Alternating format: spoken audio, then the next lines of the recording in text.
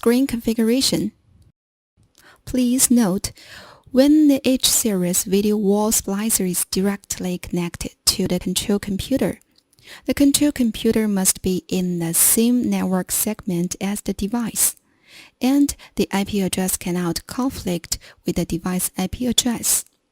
For example, the IP address of the control computer is 192.168.1.10, and the IP address of the device could be 192.168.1.x.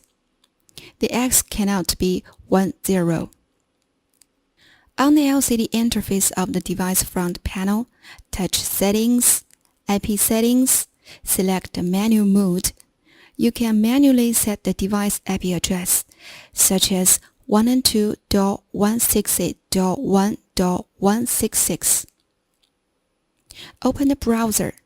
Enter the device IP address 192.168.1.166 in the address bar. Press Enter to enter the web console login interface. Enter the username and password to enter the web console main interface. Click Configuration to enter the screen configuration interface. Click the New Screen button. Enter the screen name in the pop-up window. Here we name it as 8K by 2K. Select number of the rows as 1 and the number of columns as 2. Click OK and then drag the two 4K outputs which connect to the created screen template editing area.